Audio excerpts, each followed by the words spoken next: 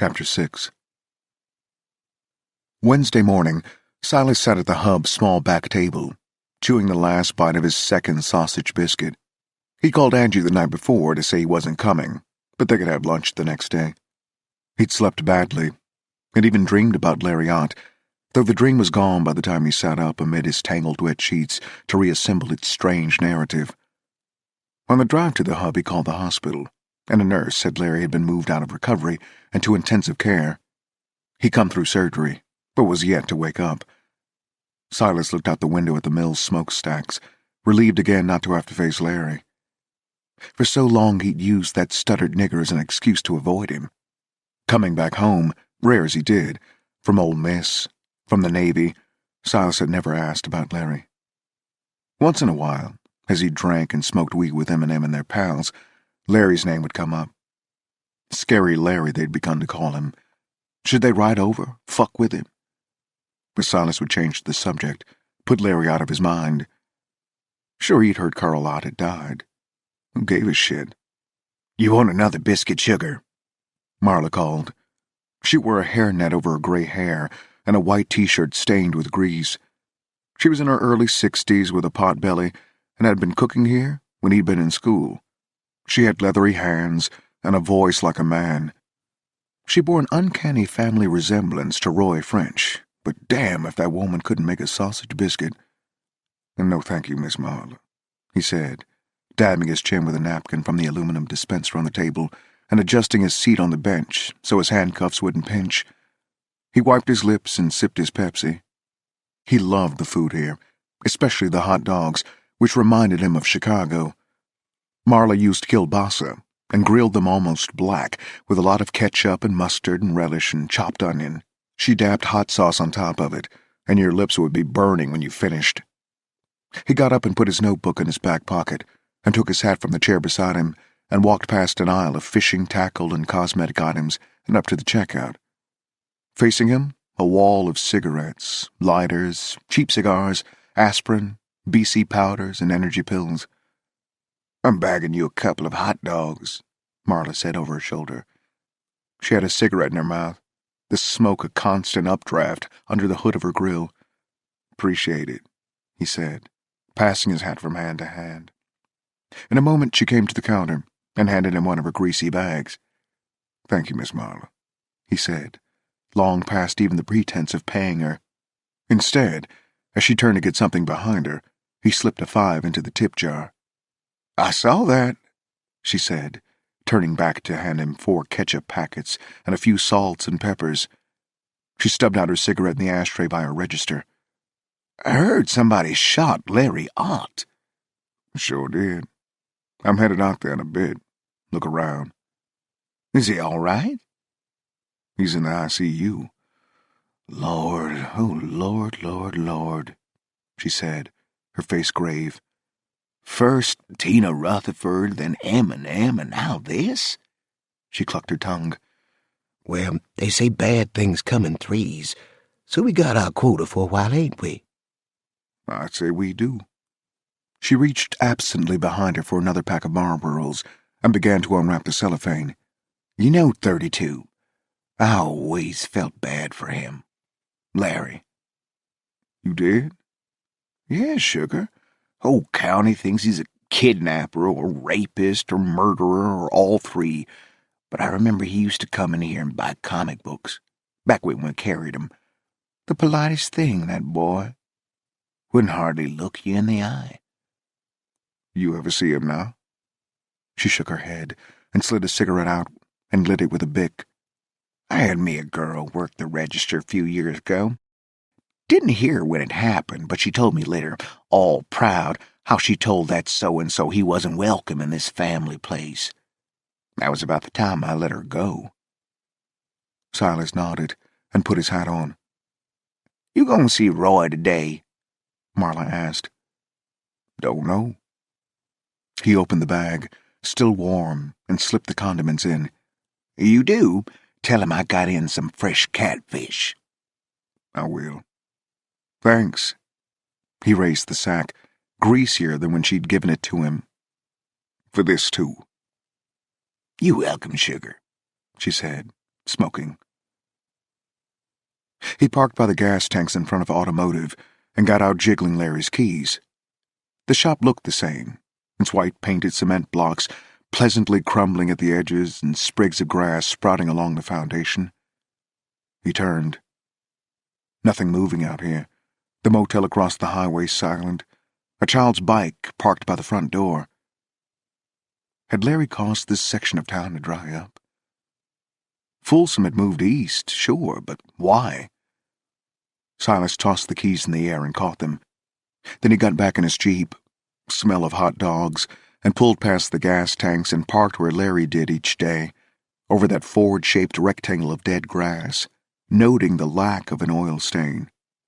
Larry's vehicle must be the most cared for in the county, a patient with its own full-time doctor. Larry riding along, ear cocked for any rattle, hoping for a knock, a belt to squeal, the brakes to whine. He selected a key, and when he pushed the office door open, a slab of light, punched through with his shadow, fell into the room. He reached in and clicked the light on. Smell of grease and old dust. Not unpleasant. The office was small. A desk to the right, a few chairs along the wall under a calendar, an ancient Coke machine and crates of empty bottles, bookshelves. Of course, he thought. Books. They were everywhere, double-stacked and dog-eared, novels among automotive repair manuals in brown binders. At the other end of the room, another door led into the shop. He left it open and fumbled along the wall for a light switch, finding it and splashing the shop into view. A large room, high ceiling with exposed wooden rafters, car bumpers and long pipes and hoses stored up among the beams. The back walls were hung with tools and belts. There was a shelf of interstate batteries, a metal work table with a gutter along the back for collecting oil. There were 55-gallon drums stacked in one corner and a large hand jack in another beside a tall red toolbox on casters. He came forward and opened the top drawer, the smoothest bearings he'd ever felt. He pulled the chain that raised the bay door and stood watching the highway, struck by a memory. When he'd heard about his mother's death several years ago, he'd driven down from Oxford. On the way into Folsom, he'd gone right past here, and from the car window seen Larry standing where Silas stood now, in this spot. Silas had kept his eyes forward, as if Larry could have seen him, as if he'd been standing there all those years, watching for Silas to come back. It had bothered him, and he tidied up his mother's affairs quickly, ready to get the hell out of South Mississippi. She'd already paid for her funeral and the little plot out in a country graveyard, already done the work to get ready for her own death. All Silas had to do was sign some papers and collect her few belongings, which included Larry's old rifle. He'd taken it all, the gun in a carrying case back with him, passing Automotive on the way out of town, too. Larry standing there, again, Silas facing forward. At Larry's house he got out and stood in the sun. He looked at Larry's piece of sky, his view of trees, his house. He breathed Larry's air. Glancing down, he saw something twinkle among the rocks and dirt of the road. He pushed his hat back on his head and took off his sunglasses, knelt. Glass. Without touching it, he lowered his face toward the road, which already gave off heat. Little square pieces, thick. Windshield or a window. Not many pieces, a few here and there, as if somebody had cleaned most of it up. Now on all fours like a dog, he eased his eyes over the road. He got a few evidence bags out of the cardboard box of things he'd brought from his Jeep and used tweezers to pick up several pieces. Next he gave the yard a thorough walk-through, circling the house once, again, finding nothing, not even a cigarette butt, telling himself you couldn't go too slow, that anything might be the piece that solves the puzzle. French came on the radio, asking did he have news. Silas said negative. "You been to see him? Art?" Silas said he hadn't, and felt French waiting. "He ain't awake yet. I'll go when he wakes up." "If," French said, and rogered off. Far in the distance, the growl of a motor, Silas had learned the difference between the chainsaws you heard most of the time and four-wheelers you heard the rest of the time. This was the latter.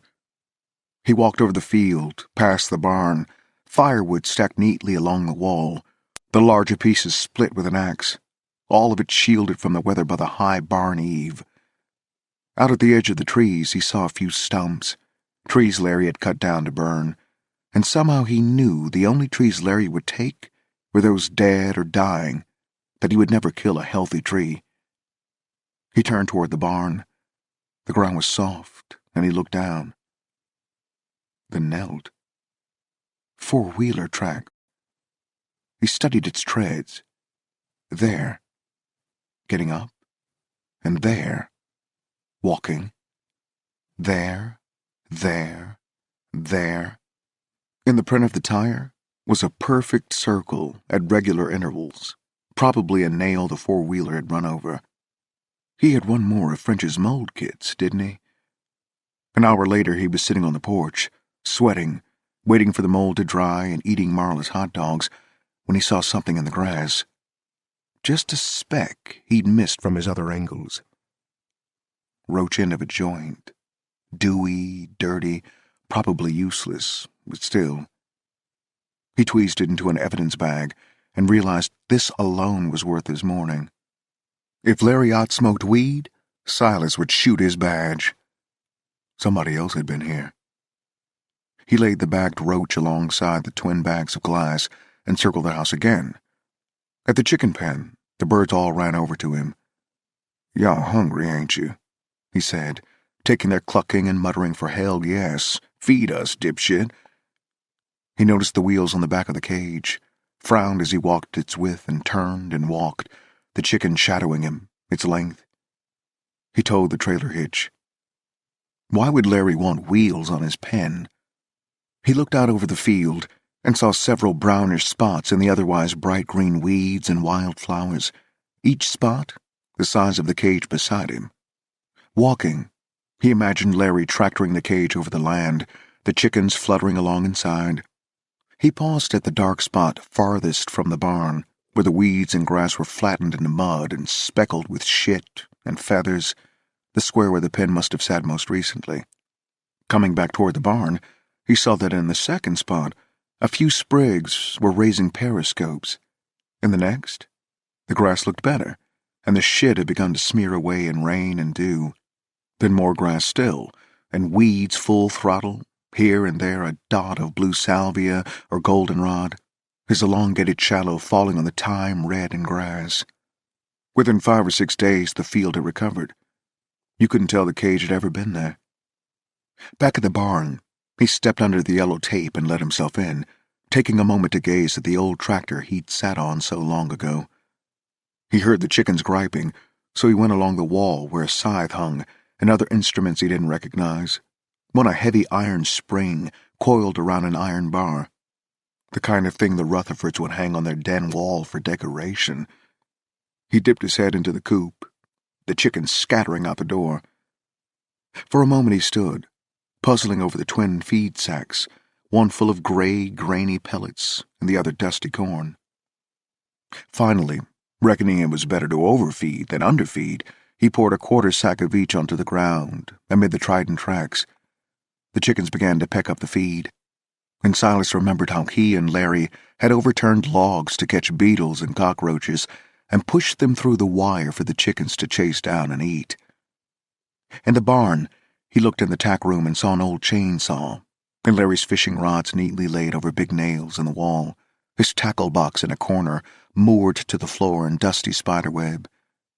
He knelt and opened it and sifted through the lures and hooks, still clean, some familiar, smaller in his hand than they'd been those years back.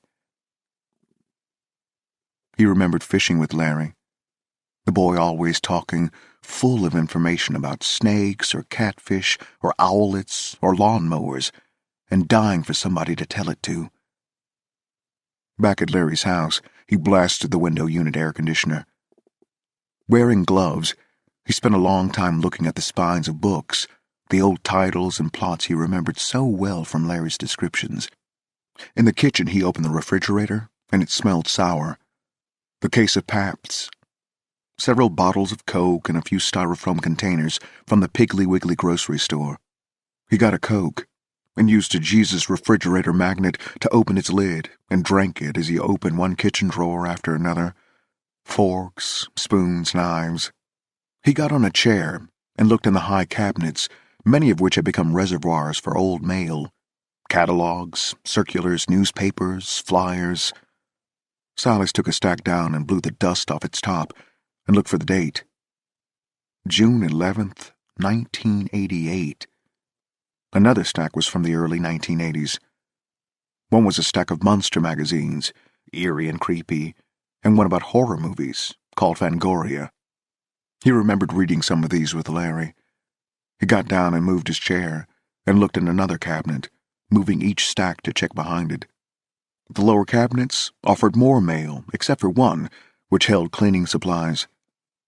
He went into the hall and stood over the gun cabinet. Sighing, he began sifting through the stacks of mail, circulars, and the book club catalogs, Field and Streams, Outdoor Lives.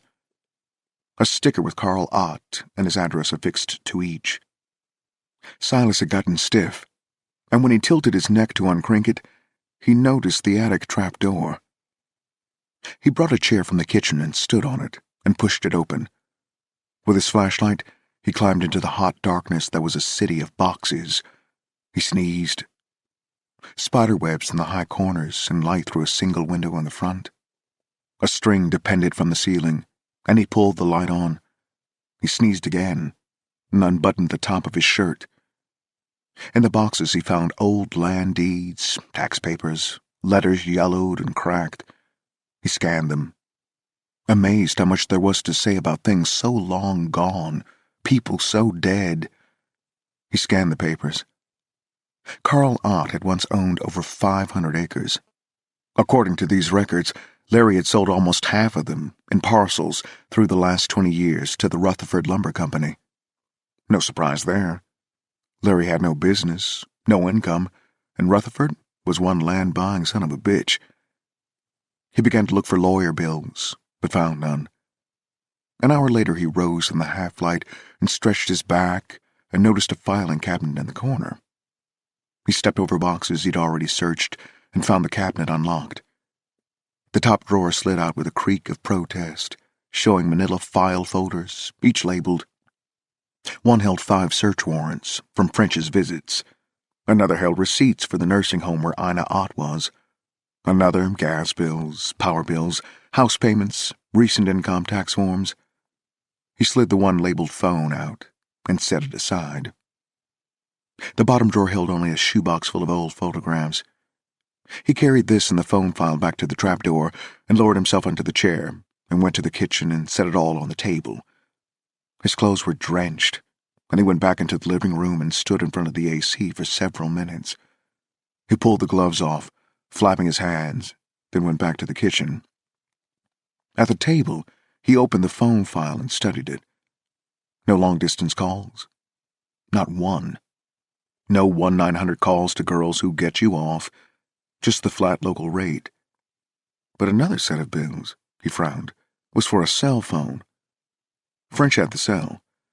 The only calls listed were from a single number, which he copied into his notebook. Sometimes a call once a month, some months with no calls at all.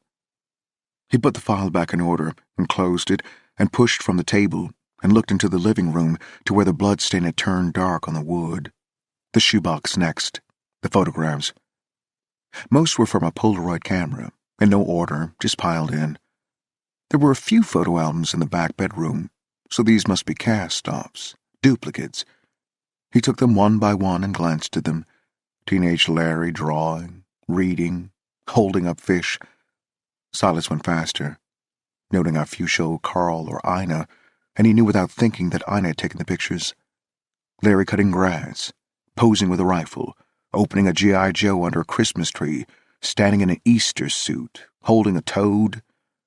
Toddler Larry in the tub, on a tricycle, crying, aging in reverse, the deeper Silas dug.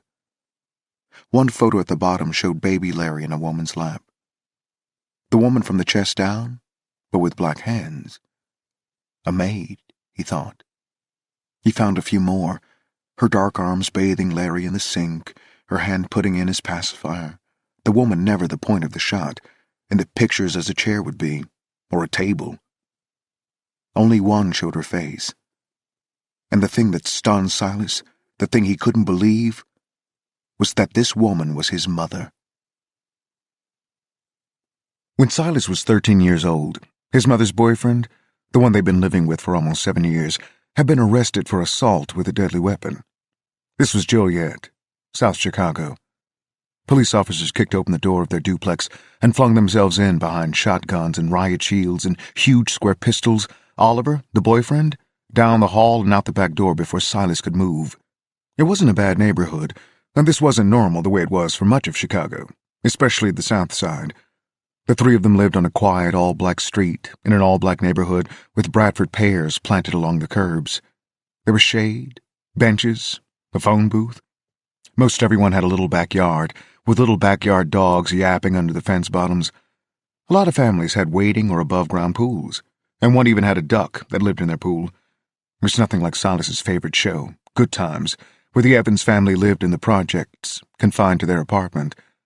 Silas had never even seen the projects. Might as well have been Mars to him. But he hadn't seen many white people either. It wasn't until he and his mother came south that he encountered them. Oliver, his mother's boyfriend, drove a delivery van. He was gone a lot. When he was home, he ignored Silas. Now the cops were bringing him back up the hall, handcuffed and scowling at the 8 officers searching his house. Silas sat huddled on the sofa with his mother, who was sobbing, but he, Silas, felt no sorrow. His mother's history with Oliver had shown him 2 things. 1, men noticed Alice Jones. And 2, when men look for women, the last thing they want in the bargain is a kid. At the time, Silas had no idea that the cops could place Oliver at the scene of a fight 2 nights before, where a man had been shot, and that they were about to find the weapon. Silas only knew that Oliver had made it plain that, if not for his mother, he, Silas, would be in the street. Now one of the cops said, "Bingo!" and produced a stump-nosed pistol from high in a kitchen cabinet, Alice's face showing she'd had no idea it was there, Oliver showing disgust. 2 of the cops pulled him to his feet and led him from the room yelling, "Call a lawyer," to Silas's mother as she covered her mouth with her hands. Within 2 days, she put the house up for bail money. But as soon as he was on the street, not even out of sight of the courthouse, Oliver looked at Alice and said, "Have a yard sale and get whatever you can. There's another warrant on me they didn't find, some reason. As soon as that one matches up, and it will, I'm back in for good." He kissed Alice on the mouth and cupped her breast, there on the street, in front of Silas. "Goodbye," he said, not even looking in the boy's direction.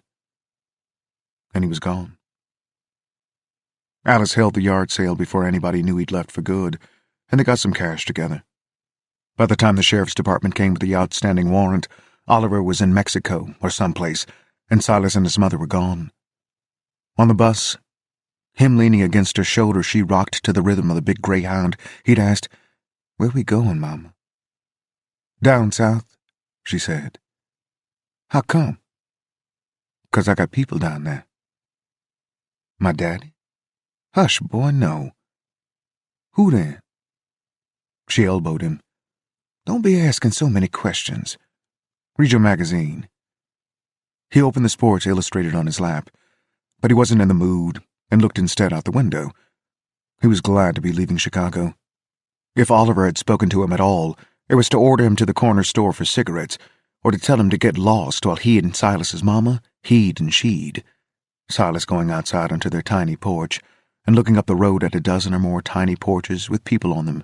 Big woman, with arms saggy and loose as pillows. Old men smoking cigars and pushing dominoes across a card table at one another, and dogs tied to porch rails. His mother sewed in a shirt factory, and Oliver drove his brown van. It wasn't a bad spell of life, Silas would tell himself later. He always had hot food and his own room. TV, laughing his head off at JJ on Good Times, even Alice smiling, that big whole face one Oliver could bring out when he imitated Flip Wilson. Silas went to a decent school and had friends there. 2 streets over was a vacant lot where the boys played baseball. Silas had gotten his first glove for Christmas when he was 9. He'd outgrown it and gotten another last year. Now, south. Getting out of the Greyhound each time the bus huffed into another small town, stretching his arms and legs, each station different. The back of an auto mechanic shop once, a gas station next, then just a drizzly corner in Gladiola, Illinois. Flat Illinois, splayed along the horizon, out the bus window, like a still photograph. Silos and weird tall houses surrounded by stands of trees, but otherwise an ocean of harvested wheat or corn, dead and dry, and some broken stalks and casts of gray snow. Then, somehow, he'd slept through both Missouri and Arkansas, waking farther than he'd ever been from home. Next stop, Memphis, loud clanging Beale Street as his mother goaded him along the bright morning, carrying a suitcase in each hand and dragging her own 2 suitcases. The address she'd been given was a boarded-up building, condemned, and they stood looking up at it, wondering what to do as people stepped around them on their way wherever people went. "Where we going, Mama?" he asked. "Back to the bus station," his mother said. It hadn't been too far, had it? They could just walk. She thought she remembered the way. As they struggled along, it was clear they'd overpacked, so she found a pawn shop on the corner, a tall white man in a bow tie behind the counter. While he flirted and opened the suitcases and removed her dishes and china, each piece wrapped in a bra or slip, as he lifted out the things his mother had spent her lifetime accumulating, Silas stepped away and looked along the shelves in cluttered rows at what people were willing to give up when the chips were down. Fishing rods, rifles, pistols, a dirt bike, television sets, record players. He looked at his mother as she was shaking her head at the low price all her things would bring. They got out of another bus later that night in Jackson, Mississippi. The driver, a heavy white man, helped Alice lug their last 2 suitcases to the curb. Downtown Jackson seemed quiet after Chicago and Memphis, quieter without the trains he'd grown up hearing and the sirens and car horns. It was 10 p.m. The streets deserted, except for a few people lurking in shadows, passing bottles. Against the sky, 2 or 3 tall buildings and a silhouetted bridge over some cold river. The bus driver stood there in front of the bricks, sweating despite it being January, his blue uniform shirt untucked at the back. He took off his cap and put it back on. "Where you folks off to now?" he asked. "Just found a motel," she said. He eyed her suitcase, the big one, part of a set taken from Oliver. "It ain't no motels for a stretch," the driver said. "Just your nicer hotels. The Edison Walled Hill, half a mile yonder ways." "Nicer?" she said. "You mean won't take black folks?" The man pulled at his blue Greyhound lapel. "No, I mean their rooms are real expensive. I sure couldn't afford to stay there." Alice looked up the street. "Tell you folks what," he said. "I'm about to get off my shift here, and I got my truck parked over yonder. If y'all can wait, I'll give you a lift." "You ain't got to do that," Silas heard his mother say. "Ain't no bother. Just don't go nowhere. I'll be back directly." He turned before going inside. "Why don't y'all wait in the door yonder? It's no loitering after hours, but I'll tell Wanda there." "We be fine," his mother said. The driver looked dubious, but went on inside. It was cold, waiting. "We going with him?" Silas asked. She was looking up the deserted street. Across was a dry cleaner's, closed, and beside that, a bail bondsman. A white man watching them from the steps, smoking a cigarette. No restaurants in sight. "Mama," he said. She was leaning, looking. She wore a blue coat and a scarf. A car drove past, and the driver, a black man, looked too long at them.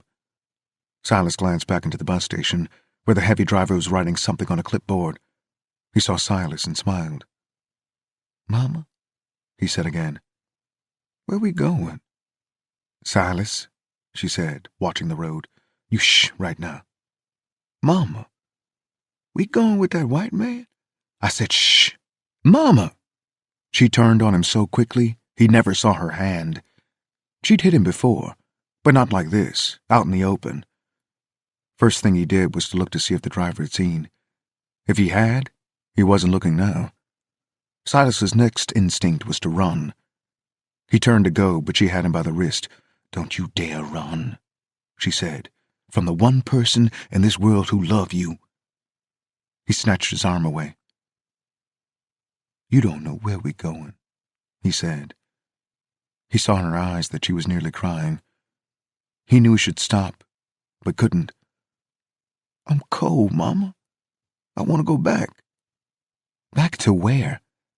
"Home." "Quit it," she said, not looking at him. Then the bus driver's pickup pulled up, and the big man was out, wearing not his uniform jacket, but a blue denim coat and a baseball cap with a red bird on it. A Cardinals fan. Bob Gibson. He'd left his flashers on and grunted, lifting her suitcase into the back. "You transporting rocks?" he asked. Alice's smile trembled. "I'm Charles," he said. Alice said her name and Silas's. "Good to meet you, Silas." Charles extended his hand. "Silas," his mother said. Silas shook the man's beefsteak of a hand while his mother went around and opened the side door and waited for him. Instead, avoiding her eyes, Silas threw his backpack over the truck rail and jumped in behind it. "Boy, it's too cold to ride back there," Charles said. "Silas," his mother said, the half-coaxing, half-threatening tone, "get up front." The driver clapped his hands. His breath leaked out in a thin white line. "Boy, do what your mama says." "Silas." But he was dug in. "I ain't riding up there," he said. He didn't dare risk a look at his mother and sat enduring her embarrassment as they watched him. Finally he heard Alice say, fake mirth in her voice, "Well, we from up in Chicago. I reckon this Mississippi cold ain't cold to him." Before he closed his door, the driver said, "Now, if you get too cold, boy, just bang on the window." He sat against the back and pulled the suitcase and his backpack against him as Charles drove the truck onto the empty road. He considered jumping out when the white man slowed to turn.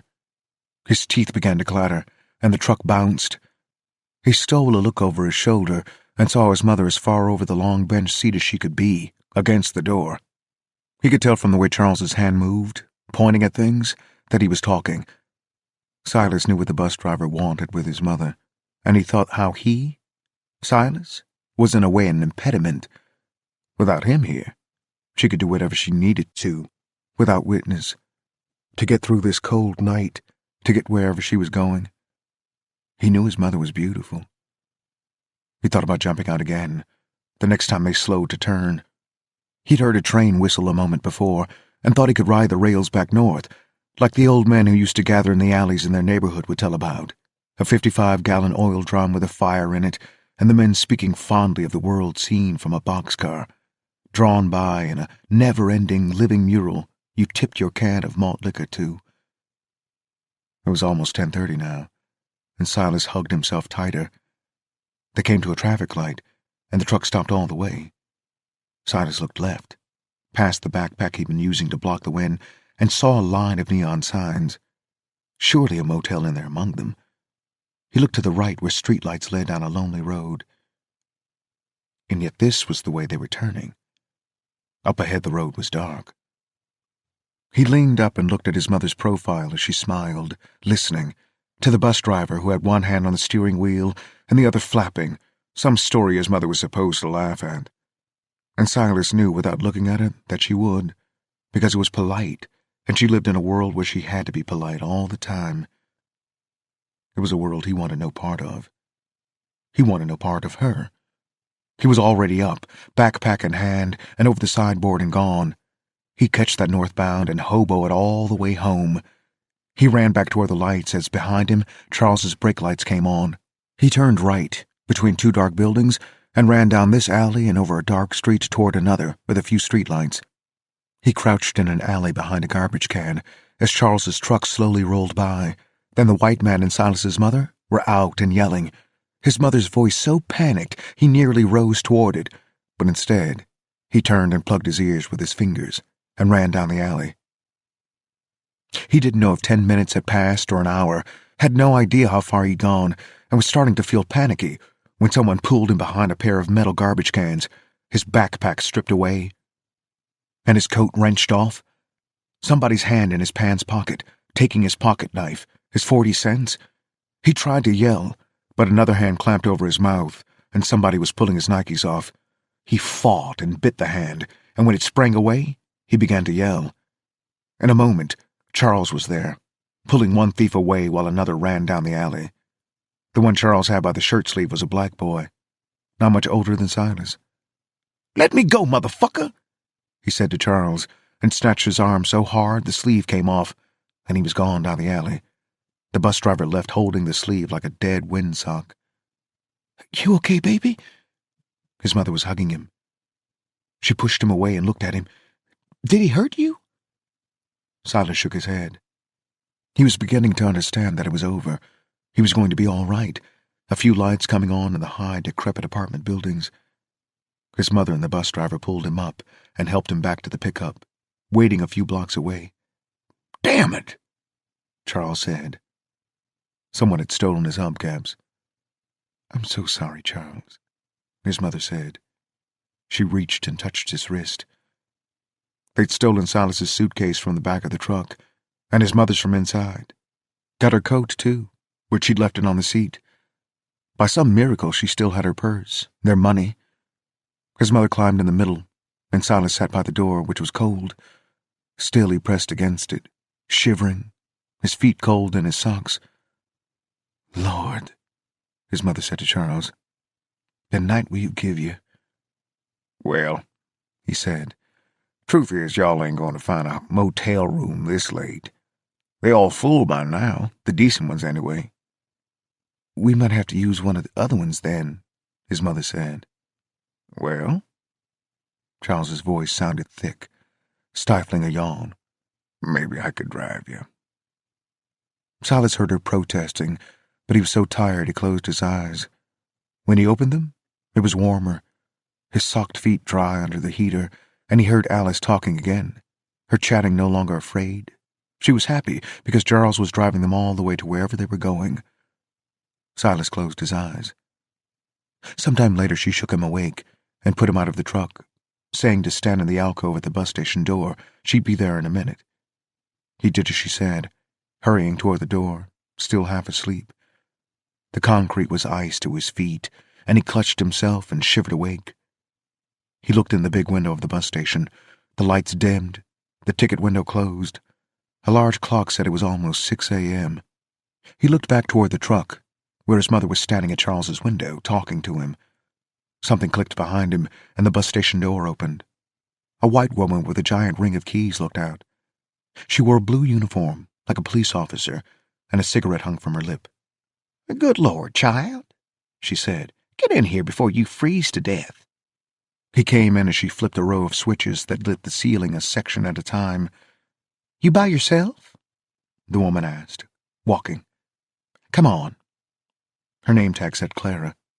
"No," he said, following her over the cold white tile. "My mom'll be here in a minute." "No, ma'am," she corrected. "Where is she?" "She coming." Clara smiled at him and stubbed out her cigarette in a standing ashtray. "You from up north?" "Yeah." She raised her eyebrows. "Yes, ma'am," he said. "Chicago." "I can tell. You don't talk like the colored boys around here." By the time Alice came in, a few minutes later, Claire had given Silas some hot chocolate in a styrofoam cup and even found a pair of unclaimed sneakers from the lost and found. His mother talked to Clara, now behind the ticket counter, then came over to him where he sat in a chair by the radiator. "Mama, Silas, don't talk to me." He followed her outside, into the cold, and down a street toward a diner. Inside it was hot and bright, with gleaming formica tables, and for a moment he felt giddy. He smelled coffee and bacon frying. They slid into a corner booth, and he wiggled his toes in his roomy new shoes while his mother flapped open a giant laminated menu. Their waitress, a young white girl, arrived with coffee for his mother. She ordered Silas bacon and eggs with grits, and toast with jelly, an orange juice, but said the coffee was fine for her. While they waited, she looked out the window, and never once spoke. Soon his steaming food arrived, but she didn't watch him eat. Continued to stare out the window where clandestine dawn had arrived, and figures in coats began to pass the window, and cars blare by, as his mother held her cup with both hands and sipped. The waitress brought Silas more jelly, and refilled Alice's coffee. "If y'all ain't too busy," his mother asked, "can we just sit for a while, till our bus come?" "Yes, ma'am," the girl said. "Just let me know if y'all need anything else." When she left, he said, "Mama?" She didn't look at him. "Mama?" "What?" "Ain't you hungry?" Now she looked. "What's missing out of you, Silas?" She looked hard. "You ain't seen it that bad. I know. I know 'cause I have seen it that bad. But you? Up till now, you had it easier than I ever did. But now I see what kind of man has made you. I don't know if maybe I didn't do you a disservice." He wouldn't look at her. "I'm done fighting you, so I'll tell you what I'm gonna do. This here is Folsom, Mississippi, not far from where I grew up. I'm taking the bus here to a town called Chabot. It ain't far.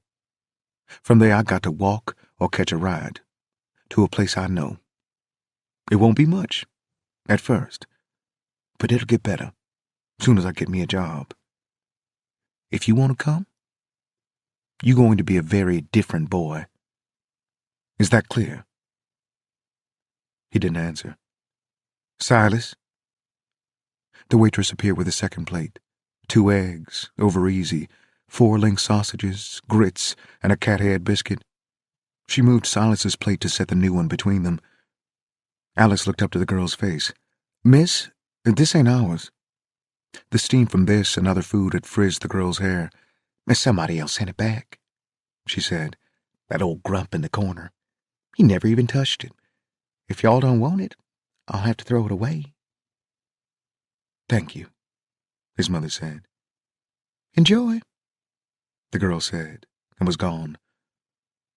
"Silas," his mother said. "What?" "Would you do me a favor?" "What?" "Would you go find a booth and let me sit alone with my breakfast?" "But, Mama—" "Go now," she said. "If the place gets busy, you can come back."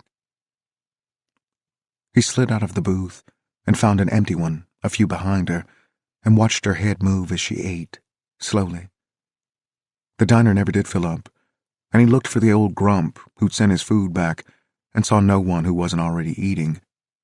He and his mother sat separated the rest of the time until she rose and he followed her, and she paid their bill, and he stood by the door as she went back to her table and left a $1 tip. Then she asked the girl something and waited as she brought out a paper, a job application. Hugging himself, Silas followed her into the morning and up the street to the bus that took them 5 miles east through more trees than he had ever seen to Chabot, where he beheld for the first time the lumber mill he now saw daily. An old man in an ancient pickup with a cracked dash and a pair of vice grips for a window knob gave them a ride and dropped them off by the store at a bend in the road called Amos. His mother went inside, and Silas followed her up and down the aisles as she bought a few things and paid, agreeing with the fat white counterman that yes, it was very cold for this time of year. From there they walked, carrying a paper sack each, without coats, and Silas in his overlarge shoes, for 2 miles along a dirt road. He was shivering by the time they stepped over an old chain and headed down what seemed little more than a path, trees high on both sides and blocking the clouds. When they came to the hunting cabin in the middle of the field, surrounded by woods, Alice Jones spoke her first words to her son since the diner. "Find some wood," she said. 25 years later, his head full of the past, here in Larry Ott's kitchen, Silas stared at the photograph of his mother. Because they'd lost their things on the trip from Chicago, this was the first picture of her he'd seen in decades. Her light skin, hair drawn back in a scarf. The smile she wore was the one she used around white people, not the one he remembered when she was genuinely happy, where every part of her face moved, and not just her lips. How her eyes wrinkled, her hairline went back, how you saw every gleaming white tooth, the kind of smile he'd seen fewer and fewer times the older she got. But this plastic smile, the photograph, was better than no picture at all. His cell buzzed and he jumped.